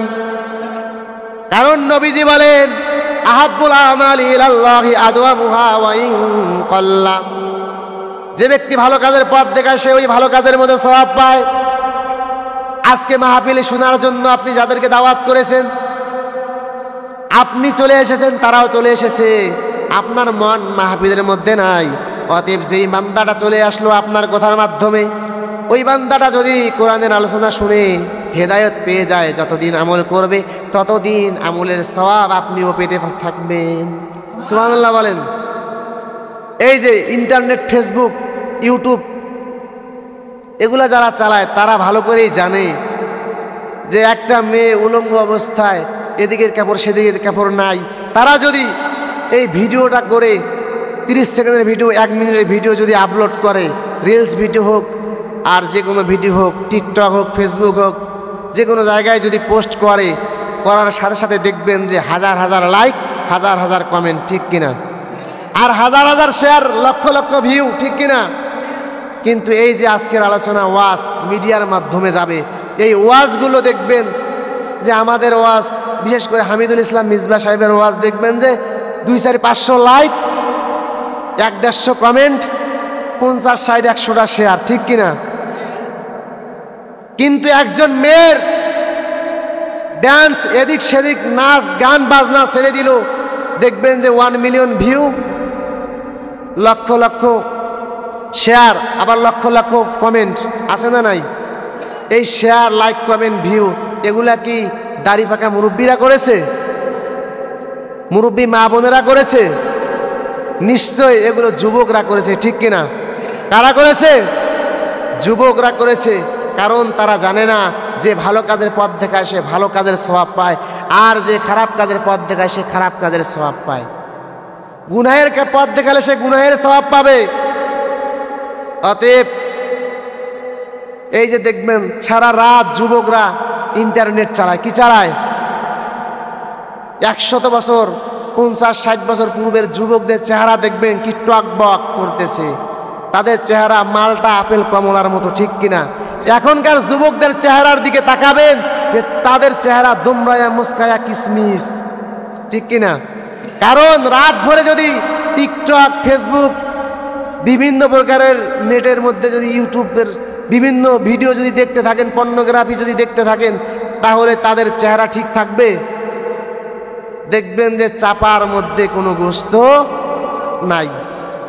এজন্য এগুলোর থেকে বিরত থাকার দরকার আছে না নাই? যুবকদেরকে বলবো, তোমরা বিভিন্ন গান, সিনেমা, নাটক ইত্যাদি এগুলো শেয়ার করেছো, আজকের মাহফিলটা যদি নিজে শুনো এবং অপরকে শেয়ার করে বন্ধুর কাছে পৌঁছিয়ে দিতে পারো, ওই বন্ধু যদি শুনে আমল করতে পারে, কিয়ামত পর্যন্ত আপনি সদকায়ে জারিয়ার হিসাবের অর্থাৎ আমল পেতেই থাকবেন। সুবহানাল্লাহ বলেন। আপনার ফেসবুক ফ্রেন্ড 4000-5000, আপনি আজকের ভিডিওটা শুনলেন, কত সুন্দর বক্তব্য দিল। আউয়ালু মা ইউহাসাবু বিহিল আবদু ইয়াউমাল কিয়ামাতিস সালাহ, কিয়ামতের দিনে সর্বপ্রথম বান্দার নামাজের হিসাব নেওয়া হবে। এজন্য ভাইরা আসুন নামাজ পড়ুন। এই যে নামাজের কথা বললাম, এই বক্তব্যটা যদি আপনি শেয়ার করতে পারেন, এই বক্তব্যটা যদি আপনার 4000, 5000, 10000 বন্ধুর কাছে পৌঁছায় দিতে পারেন, তারা যদি এই বক্তব্য শুনে একদিন নামাজ পড়ে, 2 রাকাত নামাজ পড়ে, 4 রাকাত নামাজ পড়ে, ওই নামাজের আমল, এই আমলের হিসাব আপনি কবরে শুয়ে শুয়ে পেতে পারবেন। সুবহানাল্লাহ বলেন। কিয়ামত পর্যন্ত পেতে থাকবেন। অতএব গান বাজনা, অশ্লীলতা, বেহায়াপনা, নগ্ন ভিডিও শেয়ার না করে কোরআন হাদিসের আলোচনাগুলো শেয়ার করেন। এগুলো যদি শেয়ার করতে পারেন, নবীজি বলেন আহাব্বুল আমালি ইলাল্লাহি আদওয়ামুহা ওয়া ইন কাল্লা, যে ব্যক্তি ভালো কাজের পথ দেখাবে সে ব্যক্তি ভালো কাজ করার মতো সওয়াব পাবে। সুবহানাল্লাহ বলেন। এজন্য আপনারা কি শেয়ার করবেন? আজকে নিজে আলোচনা শুনেছেন, এই মাহফিলের মঞ্চে স্টেজের সামনে বসে আলোচনা শুনেছেন, এই আলোচনাটা যদি আর এক বন্ধুর কাছে শেয়ার করতে পারেন, তাদেরকে যদি জানিয়ে দেন যে কিয়ামতের মাঠে নামাজের হিসাব হবে, এই নামাজটা পড়িয়ে আসেন, তাহলে আপনি নামাজ কয়দিন পড়বেন কিনা আপনার জানা নাই। নামাজ আপনার দেরি হতে পারে, সময় মতো পড়তে পারেন, কিন্তু আপনার বন্ধু আপনার কথা শুনে সময় মতো নামাজ পড়লো, ওই নামাজের সওয়াব কিয়ামতের মাঠে আপনি পেয়ে যাবেন। এজন্য নামাজ আদায়ের দরকার আছে না নাই? এবার শুনেন কোন শ্রেণীর মানুষদেরকে বন্ধু বানানো যাবে না। আল্লাহ তাআলা বলেন, ইয়া আইয়ুহাল্লাযীনা আমানু লা তাত্তাখিযু আবাআকুম ওয়া ইখওয়ানাকুম আউলিয়া ইন ইসতাহাব্বুল কুফরা আলাল ঈমান। আল্লাহ তাআলা বলেন, তাদেরকে বন্ধু হিসাবে গ্রহণ করো না। আউলিয়া ইন ইসতাহাব্বুল কুফরা আলাল ঈমান, যারা ঈমানের থেকে কুফরিকে বেশি পছন্দ করে, যারা ঈমানের থেকে কুফরিকে বেশি ভালোবাসে, যারা ঈমানের থেকে কুফরিকে বেশি প্রিয় মনে করে, তাদেরকে বন্ধুত্ব হিসাবে গ্রহণ করো না, তাদের সঙ্গে বন্ধুত্ব করো না, তাদেরকে বন্ধু বানানো যাবে না। যদি আবাকুম, যদিও তোমার পিতা হয়, আর এই পিতা যদি কুফরিকে ভালোবাসে থাকে, ওয়া ইখওয়ানাকুম, যদিও তোমার ভাই হয়, আর তোমার ভাই যদি কুফরিকে বেশি ভালোবাসে, কুফরিকে বেশি পছন্দ করে, কুফরির সঙ্গে চলাফেরা করে, উঠা বসা করে, লেনদেন করে, তাদের সঙ্গে বন্ধুত্ব করো না। যদি বন্ধুত্ব করো, ওয়া মান ইয়াতাওয়াল্লাহুম মিনকুম ফাউলাইকা হুমুজ জালিমুন, তোমাদের মধ্য থেকে যদি তাদেরকে কেউ বন্ধু হিসাবে গ্রহণ করে, তাদের সঙ্গে কেউ বন্ধুত্ব করে, তারা হবে জালিম। তারা কি হবে? তারা হয়ে যাবে জালিম। অতএব আপনারা কি জালিম হতে চান? জালিম হতে চান? জালিম যদি হতে না চান, তাহলে এই সমস্ত বন্ধুদেরকে ত্যাগ করা লাগবে। বেনামাজি বন্ধু ত্যাগ করতে হবে, সুদখোর বন্ধু ত্যাগ করা লাগবে, ঘুষখোর বন্ধু ত্যাগ করা লাগবে, অন্যায়কারী বন্ধু ত্যাগ করা লাগবে, টেন্ডারবাজকারী বন্ধু ত্যাগ করা লাগবে, যারা চাঁদাবাজ করে ওই সমস্ত মানুষদেরকে বন্ধু যদি থাকে তাদেরকে ত্যাগ করা লাগবে। অতএব যারা পাপাচার কাজের মধ্যে নিয়োজিত থাকে ওই সমস্ত মানুষদেরকে বন্ধু থেকে ত্যাগ করা লাগবে, ঠিক কিনা? আপনি যদি তাদেরকে বন্ধু হিসাবে গ্রহণ করেন, কিয়ামতের মাঠে আপনি জালিম হবেন, জালিমদের কাতারে আপনার কাতার হবে। আপনারা কি চান জালিমদের কাতারে দাঁড়াতে হবে? কেউ কি জালিমদের কাতারে দাঁড়াতে চায়? চায়? চায় না। অতএব আমরা এক আল্লাহর বান্দা, এক আল্লাহর গোলাম, ঠিক কিনা? আমাদেরকে সৃষ্টি করেছেন যিনি, তিনি কে? আচ্ছা, আমাদের আদি পিতার নাম কি আপনারা জানেন? আমাদের আদি পিতার নাম আদম আলাইহিস সালাম, ঠিক কিনা? এই মাহফিলের মধ্যে দেখবেন যে জামাত, চরমোনাই, বিএনপি, আওয়ামী লীগ, জাসদ, বাসদ, বিভিন্ন দল মত, খেলাফত, তরিকার মানুষ থাকতে পারে, ঠিক কিনা? কিন্তু তাদেরকে আমি বলতে চাই, তাদের জামাতের আদি পিতার নাম আদম, আওয়ামী লীগের আদি পিতার নাম আদম, ঠিক কিনা? বিএনপির আদি পিতার নাম আদম, জাতীয় পার্টির দলের আদি পিতার নাম কি? আদম আলাইহিস সালাম। অতএব চরমোনাইয়ের আদি পিতার নাম আদম, বিএনপির আদি পিতার নাম আদম, সব দলের আদি পিতার নাম হলো আদম আলাইহিস সালাম, ঠিক কিনা? এবার আসেন শুনেন, চরমোনাইয়ের মাতার নাম কি? আদি মাতার নাম হাওয়া আলাইহিস সালাম। এই যে আওয়ামী লীগের মাতার নামও হাওয়া আলাইহিস সালাম, জামাতের মাতাও মা হাওয়া আলাইহিস সালাম, বিএনপির মাতাও হলেন মা হাওয়া আলাইহিস সালাম। সবার মা যদি হাওয়া আলাইহিস সালাম হয়, তাহলে আমরা এত দ্বন্দ্ব কিসের? এত দল মত তরিকা কিসের? কারণ ইতিপূর্বে তারা ছিলেন কোথায়? জান্নাতে, ঠিক কিনা? আমরা ইবাদত করি কার? যাইতে চাই কোথায়? জান্নাতে। অতএব কোরআন কয়টা? কোরআন এক, রাসূলও এক, কোরআনও এক, আল্লাহও এক, পিতাও এক, মাতাও এক, থাকবো যেখানে জান্নাত সেটাও এক, ঠিক কিনা? অতএব হাজার হাজার দল, শত শত দল মত তরিকা ফুরফুরা এগুলো বাদ দেন, দলাদলি বাদ দিয়ে এক আল্লাহর দ্বীন কায়েমের চেষ্টা করেন, ঠিক কিনা? এত সহজ কথাটা আপনারা কেন বুঝেন না? আমার বুঝে আসে না। সব কিছুর মালিককে আপনারা যে হযরতে আদম আলাইহিস সালামকে আদি পিতা বলেছেন, এটা কি আপনারা স্বীকার করেন? স্বীকার করেন? জান্নাতে যাবেন এটাও কি স্বীকার করেন? মা হাওয়া আলাইহিস সালামকে আপনারা কি আদি পিতা, আদি মাতা মানেন? স্বীকার করেন? জান্নাতে যাওয়ার আশা আছে? কার কার জান্নাতে যাওয়ার আশা আছে? হাত তুলে আল্লাহকে দেখান, জোরে বলুন আমরা জান্নাতে যেতে চাই। আলহামদুলিল্লাহ, হাত নামান। আপনারা জান্নাতে যেতে চান? তাহলে শুনেন, রাস্তার সাইডে বসে একজন যুবক কান্না শুরু করে দিয়েছে। কি শুরু করে দিয়েছে? কান্না শুরু করে দিয়েছে। একজন মুরব্বী বাবাজি এসে বলছে, বাবা তুমি কান্না করছো কেন? যুবক বলছে, চাচা আমার পিতা ইন্তেকাল করেছেন, ইন্না লিল্লাহি ওয়া ইন্না ইলাইহি রাজিউন, আমি এজন্যই কান্না করছি। বলছে, তোমার বাবা মারা গেছে, তুমি কান্না করছো, বুঝলাম, এখন একটু চুপ হও, তোমাকে সান্ত্বনা দিতেছি। মানুষ দুনিয়াতে আসে, দুনিয়ার থেকে বিদায় নেয়। কুল্লু নাফসিন যায়িকাতুল মাউত, প্রত্যেক প্রাণীকে মৃত্যু গ্রহণ করা লাগবে, মৃত্যুর স্বাদ নিতে হবে। অতএব তোমার বাবা দুনিয়াতে এসেছে, আর হায়াত নাই, হায়াত শেষ হয়ে গেছে, মৃত্যুবরণ করেছে, এখন তুমি কান্না থামিয়ে দাও। যুবক বলছে, চাচাজি আমি কান্না করছি এই কারণে, আমার পিতার 10 বিঘা 12 বিঘা জমি আছে, এই জমিগুলো ভাগাভাগি করা নেওয়ার জন্য কান্না করছি। না জানি আমার ভাই আমাকে দিবে কিনা, আমার পিতার ওয়ারিশ সূত্রে আমি পাবো কিনা, এই চিন্তায় কান্না করছি। বাবা মারা গেছে, ভালোই হয়েছে, নাউজুবিল্লাহ বলেন। এই সমাজের মানুষ, যুবক ভাইরা এরকম আছে না নাই? পিতামাতার খোঁজ খবর রাখে না, আছে না নাই? যুবক বলছে, আমি এই জন্যই কান্না করছি, জমি জায়গা ঠিক মতো ভাগাভাগি হবে কিনা, আমাকে কম দিবে নাকি আমার ভাই যদি বেশি নিয়ে নেয়, এই টেনশনে পেরেশান হয়ে আমার চোখ দিয়ে পানি ঝরছে, কান্না শুরু করে দিয়েছি। এবার চাচা বলল, মুরব্বী বাবাজি বলছে, বাবা শোনো, তুমি কি তোমার বাবার বৈধ সন্তান? তুমি কি তোমার বাবার বৈধ সন্তান? বলছে, হ্যাঁ আমি আমার বাবার বৈধ সন্তান। মুরব্বী বাবাজি বলছে, তাহলে তোমার কোনো টেনশন নাই, তোমার কোনো চিন্তা নাই, তুমি কোনো পেরেশানির মধ্যে থাকিও না। তুমি যদি বৈধ সন্তান হয়ে থাকো, তুমি তোমার বাবার ওয়ারিশ সূত্রে জমি জায়গা তোমার দখলে চলে আসবে, তুমি নো টেনশনে থাকো, কোনো চিন্তা করো না। এই আশ্বাস পেয়ে যুবক ছেলেটি কান্না বন্ধ করে দিল। আজকে দুনিয়ার মানুষদেরকে বলতে চাই, যারা জান্নাতে যেতে চান এবং জান্নাতে সর্বপ্রথম আমাদের পিতা আদম আলাইহিস সালাম জান্নাতে ছিল কি ছিল না? তারা জান্নাত থেকে চলে এসেছে, তারা জান্নাতে যাবে। আমরাও যদি আদি পিতা আদম আলাইহিস সালামের বৈধ সন্তান হই, তাহলে আমরা ওয়ারিশ সূত্রে জান্নাতে যেতে পারবো। কোনো সন্দেহ আছে? কোনো সন্দেহ আছে?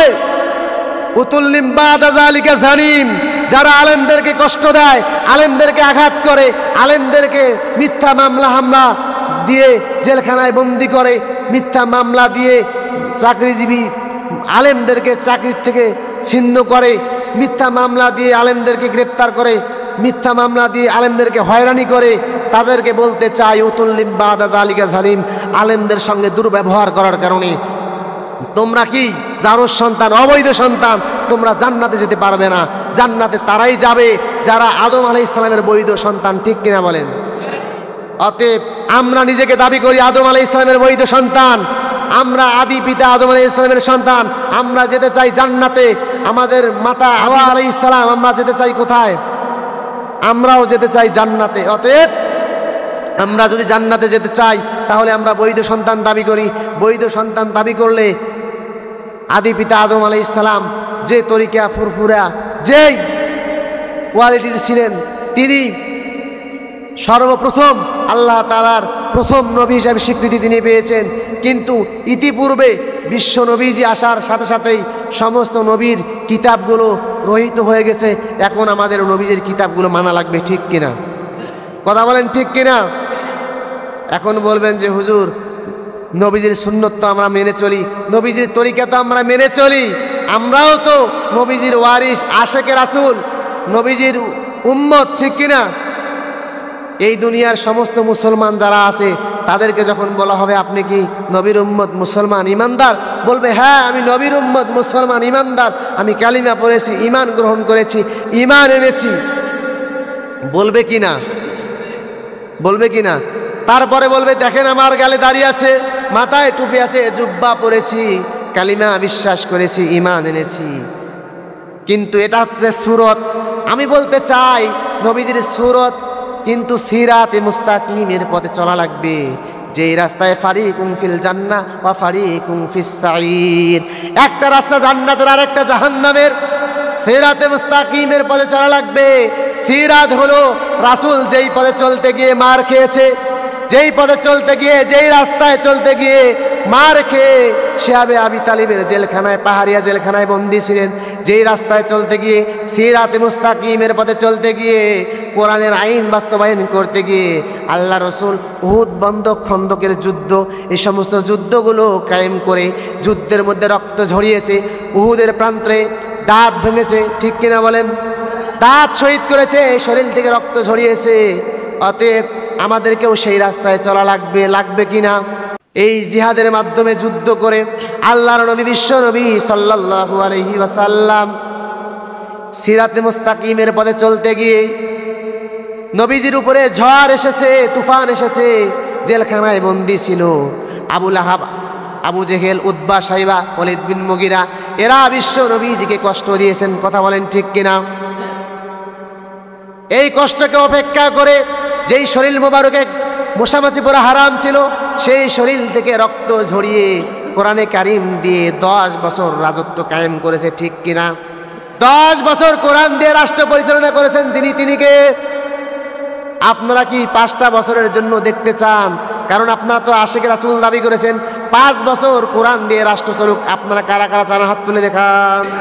লিল্লাহে তাকবীর। আলেম ওলামা যেখানে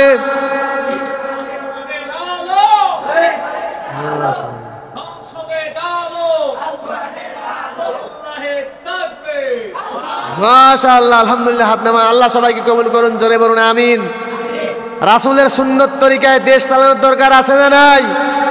কারণ 16টি বছর এই দেশটা চাঁদাবাজরা দখল করেছে, ঠিক কিনা? স্বৈরাচাররা দেশটাকে লুটুপুটে শেষ করে দিয়েছে। এখন দেশটাকে পরিপূর্ণভাবে সাজানোর দরকার আছে না নাই? আপনাদের বাসা বাড়ি তো ঠিকই পরিপূর্ণ সাজিয়ে রাখেন, কিন্তু মসজিদ মাদ্রাসার বাউন্ডারি ঠিক মতো দেয় না, আছে না নাই? আছে না নাই? হাফিজিয়া মাদ্রাসার ছাত্রদেরকে তারা সম্মান করে না, শ্রদ্ধা করে না, কারণ তারা জানে না তলবে এলেম কারা। তলবে এলেম কারা? আত্মহুরু শাত্রুল ইমান, পবিত্রতা ইমানের অঙ্গ। এই হাদিসটা পড়তে গেলে মাদ্রাসায় যাওয়া লাগবে, তলবে এলেম হতে হবে, ঠিক কিনা? ঠিক কিনা বলেন? অতএব রাসূলের সুন্নত তরিকা এগুলো শিখতে গেলে মাদ্রাসায় আসা লাগবে, মাদ্রাসায় পড়া লাগবে। কলেজ ইউনিভার্সিটিতে পড়ে আপনি রাসূলের উত্তম চরিত্রের অধিকারী হতে পারবেন। এজন্য আল্লাহ তাআলা বলেন, ওয়ামা আরসালনাকা ইল্লা রাহমাতাল লিল আলামিন। আল্লাহু আকবার বলেন। এই যে নবীজি রাহমাতাল লিল আলামিন, কেন দুনিয়াতে বিশ্ব নবীজি মানব জাতির জন্য হেদায়েত, মানব জাতির জন্য বিশ্ব নবীজি রহমত। জোরে বলেন সুবহানাল্লাহ। কেন মানব জাতির জন্য রহমত? লাকাদ কানা লাকুম ফি রাসূলিল্লাহি উসওয়াতুন হাসানা। উত্তম চরিত্রের অধিকারী থাকার কারণে বিশ্ব নবীজি গোটা দুনিয়ার তামাম পৃথিবীর মাখলুকাতের জন্য বিশ্ব নবীজি রহমত, ঠিক কিনা? উসওয়াতুন হাসানা, রাসূলের উত্তম আদর্শ আমাদেরকে নিতে হবে। সাহাবায়ে কেরামের আদর্শ ছিল কি? রাসূলের উত্তম আদর্শ ছিল কি? সাহাবায়ে কেরাম বিশ্ব নবীজির কাছ থেকে আদর্শ শিক্ষা নিয়েছেন, ঠিক কিনা? সাহাবায়ে কেরামের আদর্শ আমাদেরকে শিক্ষা নিতে হবে, কথা বলেন ঠিক কিনা? রাসূল সাহাবায়ে কেরামদেরকে আদর্শ শিক্ষা দিয়েছেন। রাসূলের জীবনী থেকে বলছি, মনোযোগ দিয়ে শুনেন, দুনিয়ার মানুষ ভালো করে শুনেন। রাসূল ইহুদির বাড়িতে কাজ করার জন্য গিয়েছেন। কুয়ার থেকে পানি উত্তোলন করেছেন, হঠাৎ করে হাত থেকে বালতিটা পড়ে গেল কুয়ার নিচে। ইহুদি এসে রাসূলের গালে একটা কষায় থাপ্পড় দিলেন, নাউজুবিল্লাহ বলেন। বিশ্বনবীজি বললেন, হে ইহুদি ভাই, আমার কারণে, আমি বালতি ছেড়ে দেওয়ার কারণে, বালতি কূপের ভিতরে যাওয়ার কারণে আপনি মনে মনে কষ্ট পেয়ে আমাকে আঘাত করেছেন, আর আঘাত করার কারণে আপনার হাতেও আঘাত পেয়েছে, কষ্ট পেয়েছেন। অতএব আপনার হাতটা আমাকে একটু দেন, আপনার হাত দ্বারা আমি মালিশ করে দেই। আপনার হাতে ব্যথা পেয়েছেন কিনা আপনি একটু হাতটা দেন, আমি মালিশ করে দিতে চাই। বিশ্বনবী যখন এই কথা বললেন, ইহুদি বলছেন, এ কোন ধর্মের মানুষ, এ কেমন মানুষ মুহাম্মদ? তোমার ব্যবহারে আমি মুগ্ধ হয়েছি, তোমার আখলাক চরিত্রের কারণে আমি মুগ্ধ হয়েছি। অতএব তোমার হাতে হাত রেখে আমি কালিমা পড়তে চাই, কারণ আমি তোমাকে আঘাত করার কারণে তুমি উল্টা আমার হাত মালিশ করে দিতে চেয়েছো। অতএব এই ধর্ম কি, এই ধর্ম সম্পর্কে জানতে চাই। বিশ্বনবীজির হাতে হাত রেখে ইহুদি ভাই কালিমা পড়ে ঈমান গ্রহণ করেছেন। সুবহানাল্লাহ বলবেন না? এটাকেই বলে ঈমান, এটাকেই বলে উসওয়াতুন হাসানা, নবীজির উত্তম চরিত্র, উত্তম আদর্শ, ঠিক কিনা? নবীজির হাজার হাজার উত্তম চরিত্র আছে, উত্তম আদর্শ আছে। লাকাদ কানা লাকুম ফি রাসূলিল্লাহি উসওয়াতুন হাসানা। এই দুনিয়াতে যত আদর্শ রয়েছে, সমস্ত আদর্শগুলোকে যদি এক পাল্লায় রাখা হয়, বিশ্ব নবীজির কিঞ্চিত পরিমাণ আদর্শ যদি অপর পাল্লায় রাখা হয়, বিশ্ব নবীজির আদর্শের কাছে দুনিয়ার সমস্ত আদর্শ ফেল হয়ে যাবে। সুবহানাল্লাহ বলেন। রাসূলের উত্তম আদর্শ নেওয়ার দরকার আছে না নাই? নিতে চান? তাহলে নবীজি বলেন, আল মুসলিমু মান সালিমা আল মুসলিমুনা মিন লিসানিহি ওয়া ইয়াদি। খাঁটি মুসলমান তারা যাদের হাতের দ্বারা আর মুখের দ্বারা অপর মুসলমান নিরাপত্তা পায়, ঠিক কিনা? আপনারা কি মুসলমানদেরকে নিরাপত্তা দিতে চান? কিন্তু কিছুদিন পূর্বে আমরা দেখলাম সোশ্যাল মিডিয়ায় ভাইরাল হয়ে গেছে, চাঁদা না দেওয়ার কারণে সোহাগ নামের একজন যুবককে, টকবকে যুবককে পাথর দিয়ে নিক্ষেপ করে দুনিয়ার থেকে বিদায় করা হয়েছে, ঠিক কিনা বলেন? তারা কেমন মুসলমান, নির্বাচন আসলে একই নামাজ দুইবার পড়ে, ঠিক কিনা? আসরের নামাজ এক পাড়ায় পড়ে, আবার আর এক পাড়ায় গিয়ে আসরের নামাজ পড়ে, ঠিক কিনা? তারা কেমন মুসলমান, মাথায় টুপি দিয়েছে, দাড়ি রেখেছে, আবার চাঁদা না দেওয়ার কারণে যুবকদেরকে পাথরের আঘাত করে দুনিয়ার থেকে বিদায় করেছে, ঠিক কিনা? আবার শুনেন, রাসূলের উত্তম আদর্শ কোথায় পাবেন? রাসূলের জীবনী থেকে, সাহাবায়ে কেরামদের জীবনী থেকে উত্তম আদর্শগুলো আমাদেরকে নিতে হবে, ঠিক কিনা? এবার শুনেন বিশ্বনবীজির উত্তম আদর্শ কেমন ছিল। বিশ্বনবীজি একজন ইহুদির কাছ থেকে, কাফের মুশরিকের কাছ থেকে কর্জে হাসানা, যেটা দুনিয়ার মানুষ হাওলাত ভাবে চেনে, হাওলাত নিয়েছেন টাকা, ইতিপূর্বে টাকা পরিশোধ করে দিয়েছেন। কাফের মুশরিক বলছেন, মুহাম্মদ তুমি আমার টাকা ফিরিয়ে দাও, আমার টাকা তুমি দাও নাই, তোমাকে টাকা ফিরিয়ে দিতে হবে। বিশ্বনবীজি বললেন, তোমাকে আমি যথাসময়ে টাকা ফেরত দিয়েছি, কর্জে হাসানা নিয়েছিলাম, যথাসময়ে তোমার কর্জে হাসানা তোমাকে ফেরত দিয়েছি, তোমার টাকা আমি তোমাকে দিয়ে দিয়েছি। হঠাৎ করে একজন সাহাবায়ে কেরাম ইতিমধ্যে রাস্তা দিয়ে যাচ্ছে, কাফের আর বিশ্বনবীজির কথোপকথন চলছে, সেখানে এসে বলছে, এখানে কি হয়েছে জানতে চাই। বিশ্বনবীজি বললেন, আমি ইহুদির কাছ থেকে হাওলাত স্বরূপ কিছু টাকা নিয়েছিলাম, যথাসময়ে দিয়ে দিয়েছি, এবং ইহুদি আবার আমার কাছ থেকে টাকা দাবি করেছে। ইহুদি বলছে, না আপনি টাকা দেন নাই। নবীজি বললেন, টাকা দিয়েছি। ইহুদি বলছে, না টাকা দেন নাই, আপনি আমার টাকা ফেরত দেন। তো সাহাবায়ে কেরাম বলছে যে, হে রাসূল, আপনি টাকা পরিশোধ করেছেন। সুবহানাল্লাহ বলেন।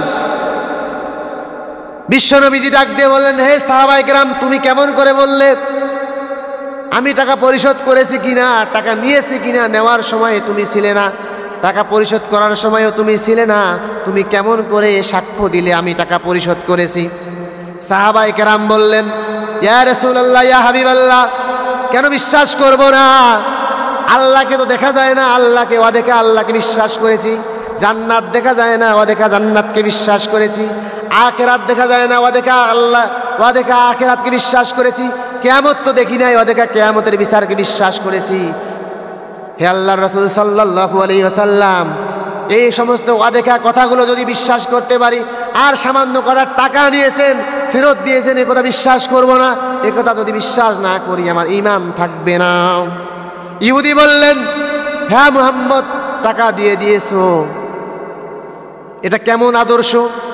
আমি আজকে পরীক্ষা করার জন্য, ইহুদি বলছে আমি পরীক্ষা করার জন্য আমি বলছিলাম যে টাকা ফেরত দেন নাই, তো আপনার সাহাবায়ে কেরাম, আপনার সাথীরা যদি আপনার পক্ষ নিয়ে সাক্ষ্য দেয়, এজন্যই আপনাকে পরীক্ষা করেছি, যাতে করে আমি বুঝতে পারি যে আপনি সত্য নবী কিনা, আপনাকে সাহাবায়ে কেরাম বিশ্বাস করে কিনা, আপনার উত্তম আদর্শ সাহাবায়ে কেরাম নিছে কিনা।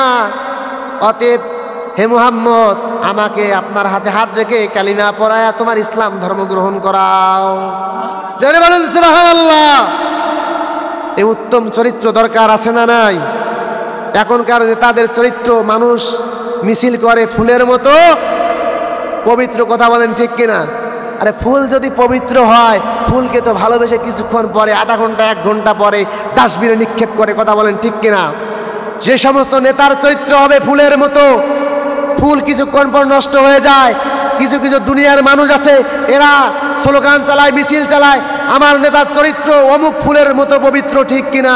কিন্তু আমি বলতে চাই, ফুল যেরকম নষ্ট হয়ে যায়, কিছুদিন পর নেতার চরিত্র ওই রকম নষ্ট হয়ে যায়, ঠিক কিনা? ওই নেতার চরিত্রকে আমরা ডাস্টবিনে নিক্ষেপ করি, দুনিয়ার সমস্ত কালমাজ মওসুদের আদর্শের চরিত্রগুলোকে আমরা নষ্ট করে ফেলি, আমরা ডাস্টবিনে নিক্ষেপ করি, এবং উত্তম চরিত্র উসওয়াতুন হাসানা নবীজির চরিত্রকে আমরা ভালোবেসে গ্রহণ করি, ঠিক কিনা? আপনারা কি নবীজির চরিত্র নিতে চান? তো টাকা পয়সা হাওলাত নিলে যথাসময় পরিশোধ করবেন।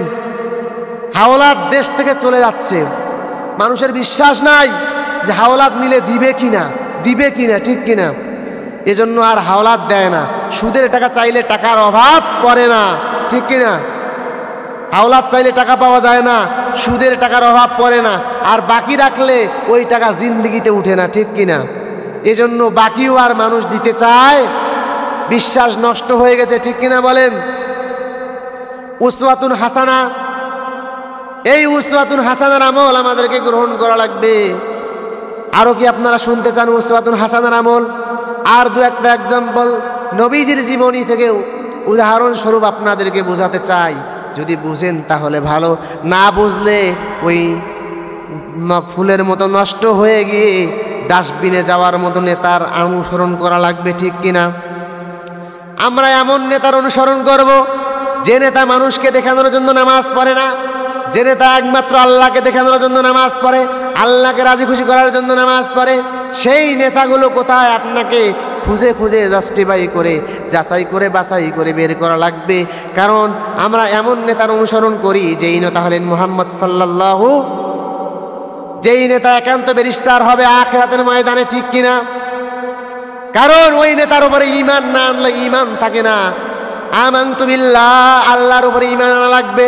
যদি আল্লাহর উপরে বিশ্বাস না থাকে তাহলে ঈমানদার হওয়া যাবে। ওয়া মালাইকা, এবং ফেরেশতাদের উপরে বিশ্বাস থাকতে হবে। ওয়া কুতুবিহি, এবং আল্লাহর কোরআনকে বিশ্বাস করা লাগবে, ঠিক কিনা? ওয়া রাসূলিহি, রাসূলকে বিশ্বাস করা লাগবে। ওয়াল ইয়াউমিল আখির, আখিরাতকে বিশ্বাস করা লাগবে। ওয়াল কদরি খায়রিহি, তকদিরের ভালো মন্দের লেখাকে বিশ্বাস করা লাগবে। তকদিরের ভালো মন্দকে বিশ্বাস করা লাগবে, ঠিক কিনা? ওয়াল বাসি বাদাল মাউত, মৃত্যুর পরে আমাদেরকে জীবিত করা হবে।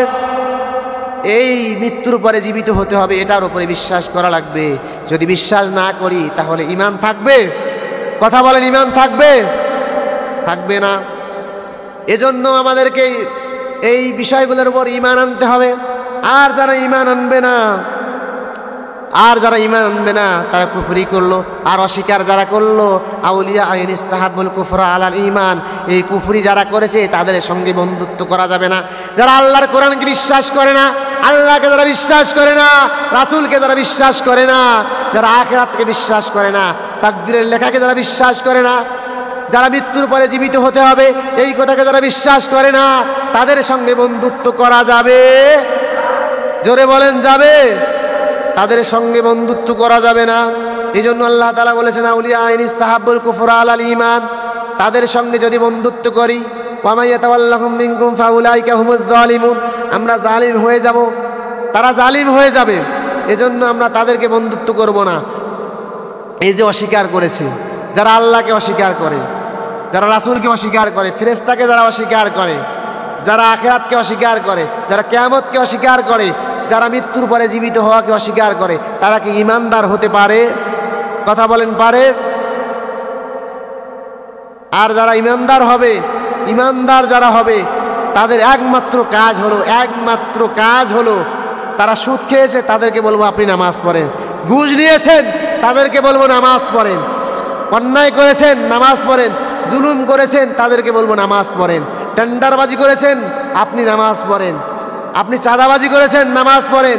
জেনা করেছেন, নামাজ পড়েন। ব্যভিচার করেছেন, নামাজ পড়েন। নামাজ পড়লে ভালো হওয়ার সুযোগ আছে না নাই? আল্লাহ তাআলা বলেন ইন্নাস সালাতা তানহা আনিল ফাহশাই ওয়াল মুনকার, যারা নামাজ পড়বে, সালাত আদায় করবে, তারা দুনিয়ার সমস্ত পাপাচার থেকে বিরত থাকতে পারবে, ঠিক কিনা বলেন? এজন্য পাপাচার থেকে বিরত থাকতে হলে আমাদেরকে নামাজ পড়া লাগবে। জোরে বলুন তো, নামাজ পড়ার দরকার আছে না নাই? পড়বেন? আল্লাহ তাআলা আমাদের সকলকে নামাজ পড়ার তৌফিক দান করুন। জোরে বলুন আমিন। জীবনের নামাজি রাসূলের জীবনী থেকে পেয়েছি, নামাজ পড়েছেন দাঁড়িয়ে দাঁড়িয়ে, পাও মুবারক ফুলে গিয়েছে, ঠিক কিনা বলেন? সাহাবায়ে কেরাম নামাজ পড়েছেন, পাও মুবারক ফুলে গিয়েছে। আর আমাদের এলাকার মানুষ নামাজ পড়ে পাও ফুলবে তো দূরের কথা, রুকু সেজদা ইমাম দেরি করলে গলা হিকার দেয় কিনা? হুজুর তাড়াতাড়ি কেরাত ছোট করেন, রুকু সেজদা তাড়াতাড়ি শেষ করেন। কারণ নামাজ শেষ করে আল্লাহ তাআলা বলেছেন ফাইদা কুদিয়াতিস সালাতু ফান্তাশিরু ফিল আরদ, জমিনে ছড়িয়ে পড়তে হবে আল্লাহর রিজিক তালাশের জন্য, ঠিক কিনা? দেখবেন যে তারা আল্লাহর রিজিক অনুগ্রহ তালাশ করার জন্য বের হয় না, তারা সুদের টাকা তালাশ করার জন্য বের হয়, হারাম নেওয়ার জন্য ব্যস্ত। এজন্য নামাজে সময় দিতে চায় না। অতএব ওই সমস্ত নামাজীদের নামাজগুলো আল্লাহ তাআলার ফেরেশতা মুখে নিক্ষেপ করে চলে যায়, ঠিক কিনা? নামাজ পড়েছেন সাহাবায়ে কেরাম, ঈমান এনেছেন সাহাবায়ে কেরাম। আম্মার বিন ইয়াসির রাদিয়াল্লাহু তাআলা আনহু ঈমানদার হয়েছেন, ঈমান এনেছেন, এমন ঈমান এনেছেন যে ইমানের কারণে জীবন পর্যন্ত বিলিয়ে দিয়েছেন। আবু জেহেল আম্মার বিন ইয়াসিরকে গ্রেপ্তার করে ফেলছেন। আম্মার বিন ইয়াসিরকে গ্রেপ্তার করে বলছেন, এ আম্মার বিন ইয়াসির, তুমি ইমানের কালিমা ছেড়ে দাও, মুহাম্মদের কালিমা ছেড়ে দাও, আল্লাহর কোরআনকে তুমি ভুলে যাও, আল্লাহর ইমানকে তুমি ছেড়ে দাও। তুমি যদি ইমান ছেড়ে না দাও, তোমাকে আমি দুনিয়ার থেকে ছেড়ে বিদায় করব। এবার আম্মার বিন ইয়াসিরকে দুই হাতের মধ্যে, দুই পায়ের মধ্যে রশি লাগিয়ে দুই ঘোড়ার মধ্যে বেঁধে দিয়ে বলছে, আম্মার বিন ইয়াসির, শুনে রাখো, তুমি যদি মুহাম্মদের কালিমা ছেড়ে না দাও, ইমান ছেড়ে না দাও, সত্যের পথ, কোরআনের পথ, আল্লাহর পথ, রাসূলের পথ, মত, তরিকা ভুলে না যাও, তাহলে দুই ঘোড়া দুই দিক দিয়ে পিটিয়ে দিব, তোমার দুই পা দুদিক দিয়ে ছিঁড়ে যাবে, তোমার মৃত্যু নিশ্চিত চলে আসবে। আম্মার বিন ইয়াসির বলছে, এরে আবু জেহেল, শুনে রাখো, যখন এই ইমানের কালিমা গ্রহণ করেছি, তখন এই দুনিয়ার মায়া ত্যাগ করেছি। যখন এই আমার দুই পায়ে দুই রশি বেঁধে দুই ঘোড়ার মধ্যে বেঁধে দিয়েছো, তখন এই জান্নাতের ঘ্রাণ আমার নাকের মধ্যে চলে এসেছে। চিৎকার দিয়ে বলেন সুবহানাল্লাহ। আবু জেহেল বলছে, রে আম্মার বিন ইয়াসির, আমার কথা ওভারটেক করেছো, এবার তোমার মৃত্যু নিশ্চিত। আবারও বলছি, ইমানের কালিমা, সত্যের কালিমা, আল্লাহর হুকুম, আল্লাহর বিধান, আল্লাহর আইন তুমি ভুলে যাও। যদি ভুলে না যাও, তাহলে আমি দুই ঘোড়া দুই দিক দিয়ে পিটিয়ে দেব। আম্মার বিন ইয়াসির বলছে, মৃত্যুর পরোয়া করি না, ইমান ছাড়ব না। এই কথা বলার সাথে সাথে আবু জেহেল বলছে, আমি বুঝেছি তুমি ইমান ছাড়বে না। অতএব দুই ঘোড়া দুই দিক দিয়ে পিটিয়ে দিলেন। আম্মার বিন ইয়াসির শহীদ হয়ে গেলেন। কি হয়ে গেলেন? জান্নাত তার জন্য রেডি। আল্লাহ তাআলা ফেরেশতা পাঠিয়ে দিলেন যে দুই পা দুই জায়গায় লাগিয়ে জান্নাতে নিয়ে যাও। সুবহানাল্লাহ বলেন। সাহাবায়ে কেরামদের মতো ঈমান আনার দরকার আছে না নাই? রাসূলের তরিকা নেওয়ার দরকার আছে না নাই? আল্লাহ তাআলা কবুল করুন, জোরে বলুন আমিন।